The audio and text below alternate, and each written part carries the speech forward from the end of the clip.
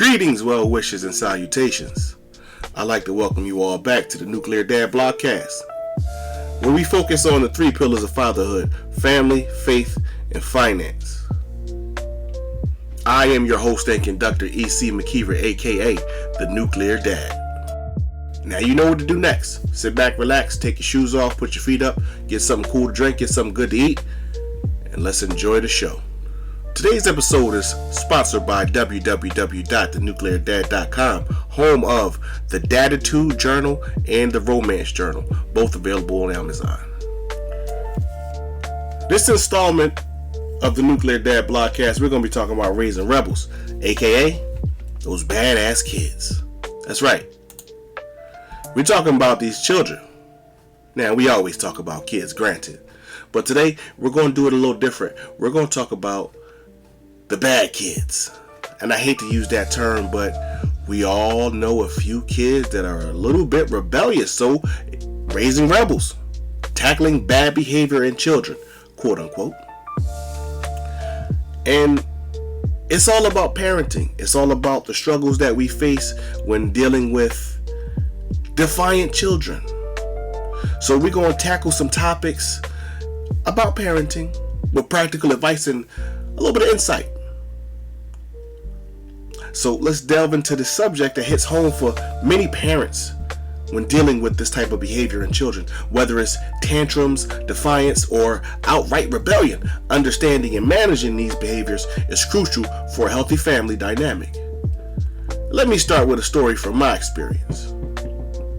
Several stories, all rolled into one. I'm raising boys. And as they get older and this testosterone starts pumping, even though they have little bodies, they got loads of testosterone. That's where the energy comes from. So when people say, oh my God, girl children are so easy, that's because the estrogen is mellow at a young age. And they say boy children are so wild, that's because that testosterone is raging. Even more so when they're little compared to when they hit puberty. They still have a lot when they hit puberty, but it's different. And if you go back in the archives and listen to the testosterone show, I break it all down. So I'm not going to go into too much here. But I digress. Back to the story. Any given day, kids are in their groove. They're playing their video game. They're outside with friends.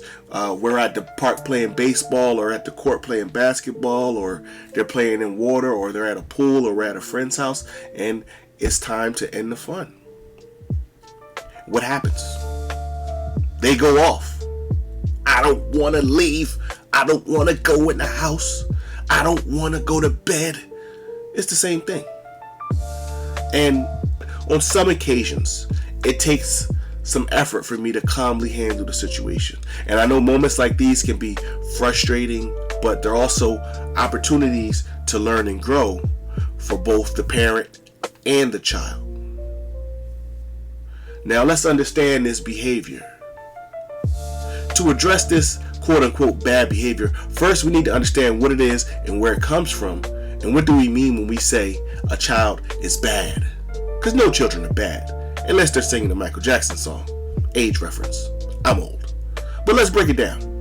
When we talk about bad behavior, we're referring to actions that are disruptive, harmful, or inappropriate for a child's age. And this can include things like aggression, persistent defiance, or extreme tantrums. And understanding the root causes is very essential. Sometimes it's lack of clear boundaries at home. Other times, it might be influenced by the environment, like peer pressure or changes at home. It's also important to differentiate between normal development stages, like the terrible tools, and behaviors that might signal a deeper issue. And some of these behaviors can be actions that disrupt family life, school, or community settings, or behaviors that can be harmful or inappropriate for the child's age. And some of the common causes is a general lack of discipline and consistent boundaries at home. Because children need clear rules and expectations. Without these, they may act out to test limits and or seek attention. There could be environmental influences, peer pressure, because children, they can mimic their peers' behavior in order to fit in or gain approval, and again, to test limits and boundaries. Media exposure. This is a big one. Exposure to violent or inappropriate content can influence behavior. It's called psychological programming. Maybe I'll do a show on that. Changes in family dynamic, events like divorce or moving or the birth of a sibling can lead to behavioral changes in children as they adjust to new situations and settings. I can speak from personal experience. When my younger son was born, my older son was not very fond of that situation. He was used to being the baby. He adjusted, but sometimes he has regressions. When I come in the house, when I come in the room, they seek attention. Or I could be hanging out, just one of my sons and myself, and the other one's outside or with mom or asleep. And as soon as that second one comes in the room, it's complete pandemonium. That's just how it works. And they feed off of each other. One could be calm, the other one could be rambunctious, and before long, it's a domino effect. They're both spinning around the house like two little Tasmanian devils. What can you do? Now, another thing that could affect children's behavior is mental health issues. ADHD, attention deficit hyperactivity disorder, characterized by inattention, hyperactivity, and impulsivity, which can lead to disruptive behavior, or oppositional defiant disorder, ODD. They OD. I heard kids say that before. Marked by a persistent pattern of angry, defiant, and vindictive behavior. And then also there's anxiety and depression. And children with these conditions may act out due to their inability to cope with their emotions. That's why it's essential for us to teach emotional intelligence. Men, we are the more logical side of the species, if you're raising boys or girls. But men are responsible for teaching boys how to be men. So it's our job to teach them how to deal with and handle emotions properly. Now, you have normal development stages versus problematic behavior. You got the terrible twos, right? It's normal for toddlers to have tantrums as they develop independence and language skills. And then, further down the line, you have adolescent rebellion. Teens often push boundaries as they seek autonomy. However, persistent defiance or risky behaviors might indicate a few deeper issues. So, if you notice your adolescent is a little more defiant, could be something underlining. And I know when we watch the news, we see the things happening with all the young people.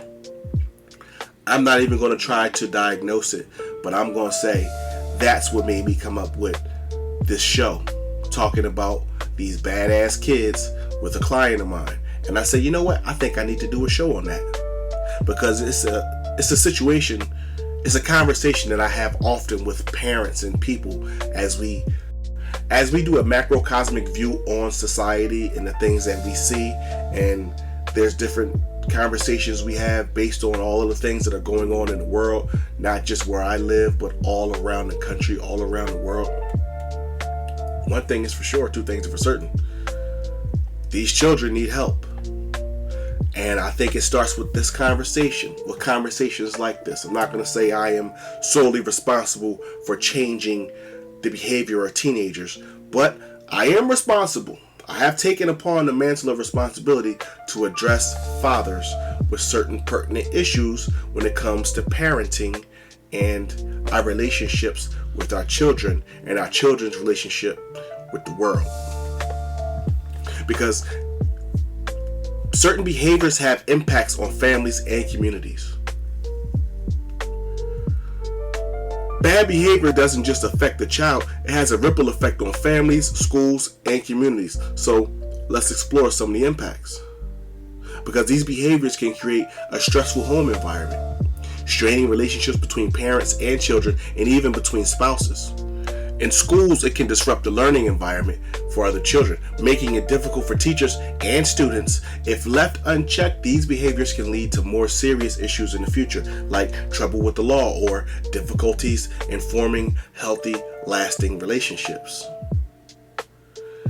And some of the effects on the family dynamic is the increased tension and stress, like I said, but frequent conflicts can lead to a tense atmosphere affecting everybody in the household. And Parental conflicts, because parents may disagree on how to handle their child's behavior, leading to arguments and lack of consistency in discipline. Also, it can affect sibling relationships. Siblings may feel neglected or resentful if one child demands excessive attention due to their behavioral issues.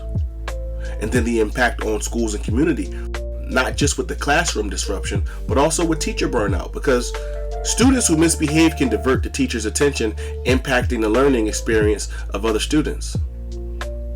And then teachers that try to manage the disruptive behavior, it can lead to stress and burnout for these teachers, because I've had conversations where I heard a teacher tell me one time, I was asking her what she did and why she was stressed, because it's part of my job, and she was telling me that she's a teacher and she teaches in a, let's call it an underprivileged community, and she called the children's POSs.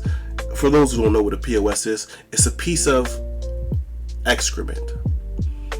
And I explained to her that these children may be dealing with things at home that you don't know anything about. First step is to look at the parents and the overall community, because you're approaching things from a surface level. And I was explaining to her the why and the how of how some of these children behave. And she asked me, how do you know all of this? And I said, because I was once one of those children you labeled a POS. She got really quiet. It got awkward. But I had to let her know, if you don't want to be there, because she obviously didn't live in the community. She traveled from outside of the community to this area where she taught at. And she was saying she couldn't wait to retirement. Every day she went home and drank a 6-pack of beer because of her burnout. And I said, why don't you end your career on a high note and transfer to somewhere that's a little bit more stable and less dysfunctional? Meaning, it was a nice way, it was a politically correct way of saying, you're not from there, you don't understand them, so you shouldn't be there and you shouldn't judge them. And we came to an agreement at the end that she wouldn't judge the children, and she possibly would consider transferring to a school that was closer to her home and more aligned with the environment that she'd like to end her career in. Children and families who find themselves in these situations, they need help, not just emotionally or mentally, but economically, because it causes community resource strain as well.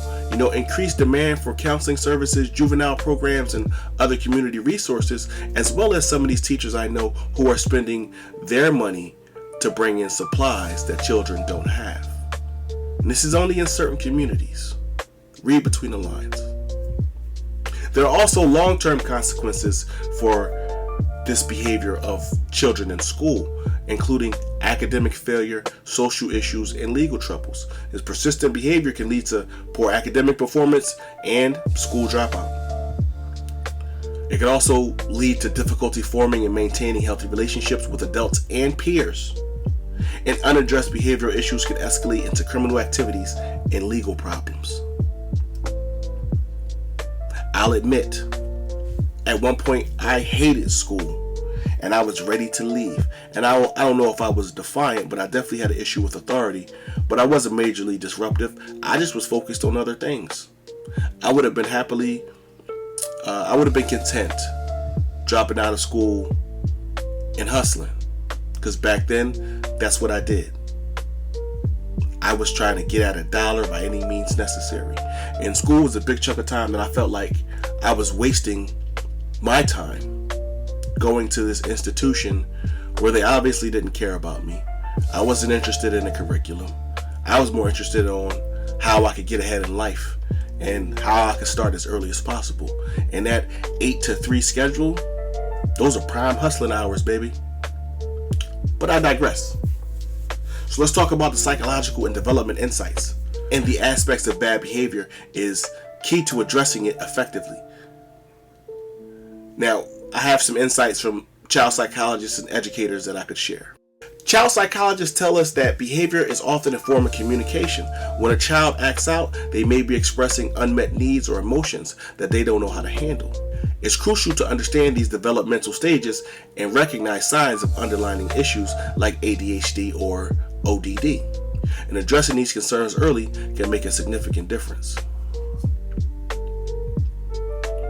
And again, one of the reasons children may act out is because they lack the skills to express their needs or emotions. Observing these patterns in behavior can ultimately help with what the child is trying to communicate. Because understanding these situations that trigger bad behavior can provide insights into the child's emotional states and needs. Because again, with the developmental stages and the behavior of the developmental stages, recognizing typical behaviors for different age groups helps in identifying what is normal and what may be concerning. For example, toddlers may have tantrums while teenagers may exhibit rebellious behavior as part of their development. And you got to know when to be concerned. Behaviors that are intense, persistent, or inappropriate for a child's age may signal the need for professional evaluation. And some of the underlying issues that may possibly point to a mental disorder, like ADD, it would include difficulty sustaining attention, hyperactivity, and impulsive actions. And again, it can disrupt academic performance and social interactions. Now, when it comes to oppositional defiance disorder, it's characterized by a pattern of angry, defiant, and vindictive behavior towards authority figures. And children with ODD often struggle with rules and discipline, leading to conflicts at home and school. And when it comes to anxiety and depression, it can cause children to be irritable, avoidant, or excessively worried. And depression may manifest as sadness, withdrawal, or aggression, especially in younger children who cannot articulate their feelings. Now, let's talk solutions. Strategies for parents. What can we do to manage and improve our children's behavior? Because as parents, our goal is to guide our children towards better behavior and ultimately being awesome human beings. And this means setting clear and consistent boundaries and following through with consequences. Positive reinforcement, rewarding good behavior, can be more effective than punishment. Communication is also key. Listening to your child and understanding their perspective can help address the root of the behavior. And remember, it's okay to seek professional help. Therapists and counselors can provide strategies and support. When it comes to setting clear and consistent rules and effective discipline techniques, children need to know what is expected of them and what the consequences are for not following rules. And consistency helps children understand and internalize these expectations. And then implementing appropriate consequences. Consequences should be fair, consistent, and proportionate to the behavior. Avoid harsh punishments that can lead to resentment and further behavioral issues. And the importance of consistency and clear boundaries are applying rules and consequences consistently to children to help them understand the link between actions and outcomes fosters an idea of responsibility and actions and consequences that will stick with them for the rest of their life. And then there needs to be clear communication. Clearly explain rules and the expectations to avoid confusion and ensure that your children know what is and isn't expected of them. Then we got to talk about positive reinforcement versus punishment. Rewarding good behavior. Use praises and rewards and privileges to encourage positive behavior, because positive reinforcement can be more effective in shaping behavior than sometimes punishment can. And then you got to also know the appropriate uses of punishment, because using it sparingly and ensuring that it's fair and proportionate to the misbehavior, it'll help avoid punitive measures that can damage the parent-child relationship. Because you don't want your children to think every time they make one little mistake or they have an action that isn't approved by you, or they display actions that aren't approved by you, that they're going to be severely punished. Then that turns the kid into a shell, and they won't be able to properly express themselves. And engaging in open dialogue encourages your children to express their feelings and their concerns. And then active listening to understand their perspective and address underlying issues gives them the confidence to be able to come to you whenever there's an issue, as opposed to avoiding you, because they feel like the only thing that's going to happen if they come to you is they're going to be demeaned and belittled and or punished. And understanding their perspective, being able to empathize with your child's feelings and experiences, it builds trust and rapport with the babies. And it's okay to seek professional help. When you start recognizing signs, if certain behaviors persist or worsen despite your efforts, then that might be a time to call in the heavy hitters. And therapists, counselors, and support groups can provide valuable guidance and support. Schools and community organizations may offer resources and programs to assist families. And it doesn't end at home. The support doesn't end at home or school. Schools have plenty of resources, but I'm not a teacher. I'm not getting into what teachers should do. I'm talking about what the parents should do. So there's tons of community resources that are offered, like parenting classes and support groups and counseling service, and national organizations such as the American Psychological Association. They provide valuable information and hotlines for immediate support. And then success stories from families who have utilized these resources can be incredibly inspiring and provide hope for others facing similar challenges.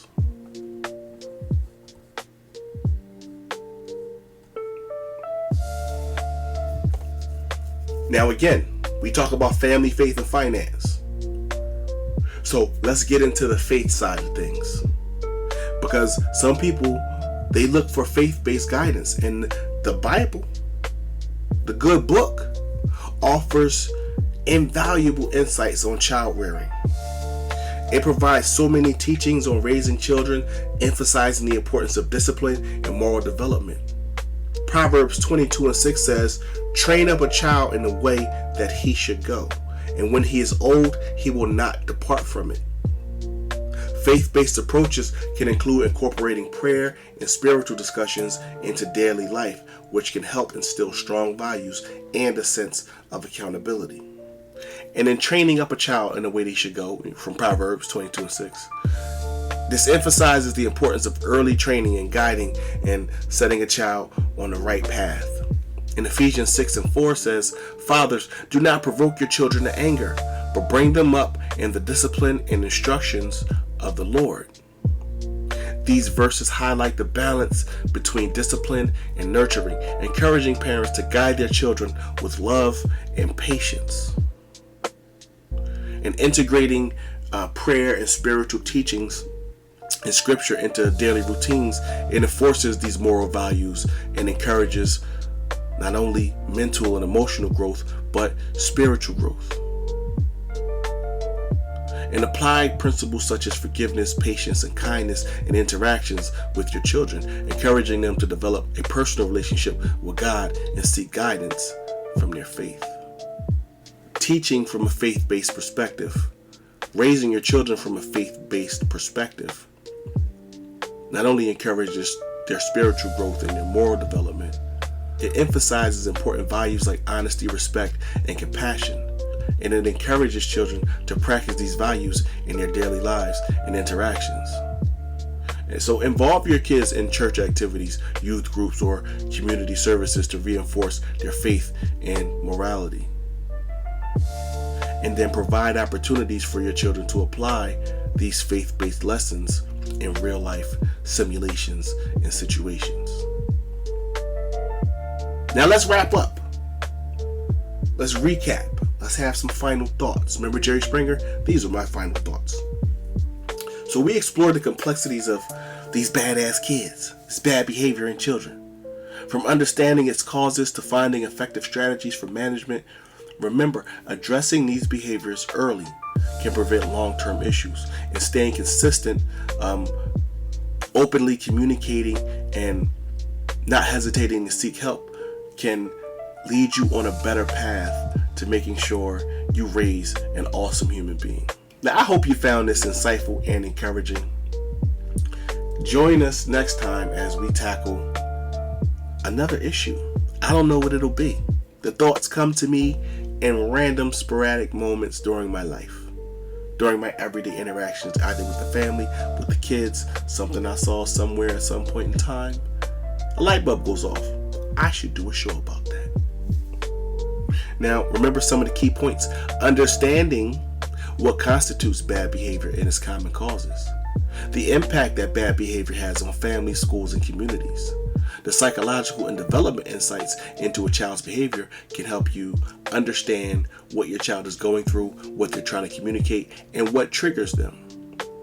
And also know that schools and teachers, they play an important supporting role in behavioral management. And then you have community resources that are available for families. And then you got the Bible. Break out the good book. Now, I want to thank you, all the dads out there and the moms who may be listening, because I noticed that sometimes it is my hypothesis that some of these young people that are displaying such behavior that we've discussed today could be a product of households where not only discipline is lacking, or a disproportionate amount of the wrong type of discipline is abundant, there also could be a lack of positive male role model or influence. No shot at single parents. No shot at single moms. Some of my best friends ain't got no daddy, so I'm not throwing shots at the single mommies. But you need balance. You need both sides of the spectrum. One young lady told me yesterday, I asked her, was she going to get back with her baby's father? She said, I don't need him to do nothing. I said, oh, but you need the balance. You need that balance. Children need to see both sides of the spectrum, because it's unfair for mothers who have to do it all. They need to be the nurturer, but then at the same time, they have to be the disciplinarian. And as we all know, women can be a little bit more emotional than men. Men tend to be a little bit more logical. So when you're in a situation and you're being raised where the emotions can come off so strongly because of the frustration, it can look like dysfunction. And as developing children who can't differentiate between frustration and dysfunction tend to lean more to the side of dysfunction. So you have these dysfunctional, emotional outbursts of these children, and you see the effects of that on the news every day. So if you know a single mom out there, men, even if you're married and you see she needs a little help and she's got a son, step up and step in. Throw the football around with him. Take him for an ice cream cone. Take him for a walk. Take him out to play with your kids. Because every child needs a dad. I'm under the impression that a lot of my friends came around just because I had a dad. Even though he didn't really interact with us when we were teenagers, he wanted nothing to do with us because we were crazy. But my dad was always home, and they always respected him. I think just the fact that his presence was there and he was a man of few words, they just knew not to do certain things when my dad was around because he commanded respect, which real fathers always do. And I'm not talking about the dads who are trying to be their kids' friends, and trying to be down and trying to dress and trying to talk, walk, and act like the teenagers. I'm talking about the fathers who have that generational disconnect, who know, I'm not your friend. I'm not trying to be your friend. I'm not your peer. You're not going to call me by my first name. You're going to put a Mr. on that before you address me. Those are the dads I'm talking about. Those are the dads that I would like to step up and step in and help out some of these single moms and single fathers. You got a buddy who has a kid and the mom's not around? Invite him out with your kids to go do something. So at least when the kids are playing, he has somebody to brainstorm with, to talk with, to vent to bounce ideas off of, and know that he's not in it alone. But that's all I got for you, baby. It's the end of the show. Now, in closing, I want you to remember a few things. I want you to remember to stay focused. I want you to remember to stay passionate. I want you to remember to stay grounded. I want you to remember to stay present. I want you to remember to stay diligent. I want you to remember to stay vigilant. And most importantly, gentlemen, I want you to remember to stay cool. Nuclear Dad, out.